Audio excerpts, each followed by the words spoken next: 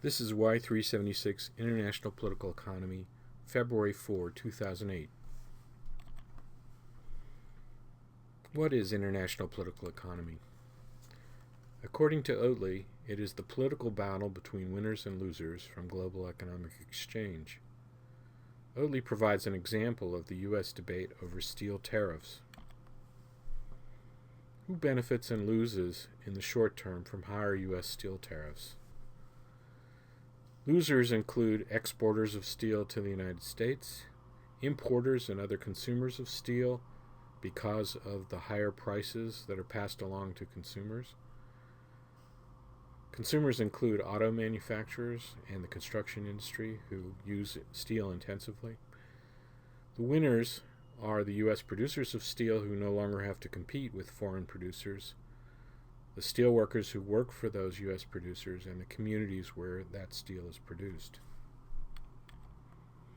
In the long term, however, U.S. steel firms may be hurt by the fact that they're protected behind high tariff barriers and feel less pressure to be internationally competitive. U.S. firms that use steel may be tempted to move their operations overseas in order to be able to purchase steel elsewhere at international prices. Foreign firms that have access to lower-priced steel abroad may become more competitive than domestic firms.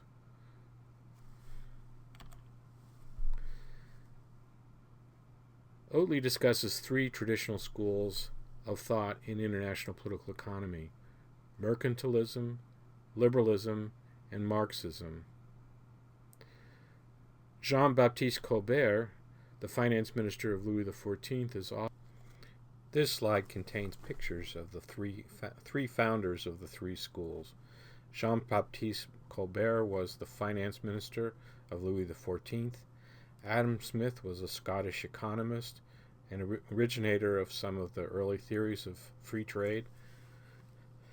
Karl Marx, along with Friedrich Engels, was one of the founders of the Marxist school of thought. Here are three mercantilist propositions: that economic strength is a critical component of national power. Trade is to be valued for exports, but governments should discourage imports wherever possible. Some forms of economic activity are more valuable than others. So, for example, manufacturing may be considered more valuable than agriculture. Three liberal propositions, quite different from those of the mercantilists, are that the purpose of economic activity is to enrich individuals and not enhance the power of the state. Liberals believe that trade benefits all regardless of the level of imports and exports in a particular country or between a particular pair of countries. The trade balance should not necessarily be positive or in surplus. All productive activity is valuable. The key is to specialize in activities for which the country has comparative advantages. And we'll be talking more about what that particular concept means.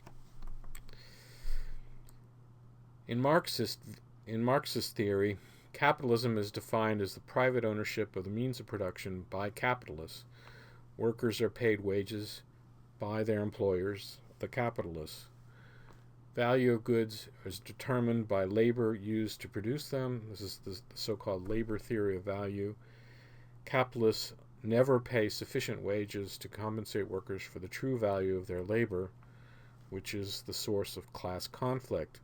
Class conflict eventually leads to revolution, the seizing of power by the working class, and the abolition of capitalism.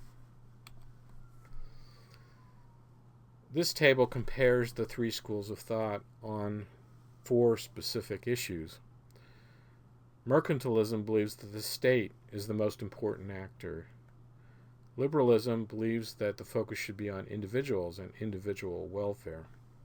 Marxism says that social classes, are the most important actors in society. In mercantilism, the role of the state is to intervene in the economy to allocate resources in order to make the power of the state and the country as high as possible. Under liberalism, the role of the state is to establish and enforce property rights and to make markets possible. Under Marxism, in a capitalist system, the state is considered to be the instrument of the capitalist class and used to sustain the capitalist system. We'll talk a little bit later about how Marxists view the state under a socialist system, but for now let's just leave it there. Under mercantilism, the international system is basically conflictual, which is why the state needs to build up as much power as possible. Under liberalism, the international system is viewed as harmonious. World openness of the world economy will lead to peace. There will be no necessity for the state to acquire power. Under Marxism, the international system is seen as exploitative as long as it's dominated by capitalists. In mercantilism, the proper objectives of economic policy are to enhance the power of the state in the international system. Under liberalism, the proper objectives are to enhance aggregate social welfare. Under Marxism, the proper objectives are to promote an equitable distribution of wealth and income within society.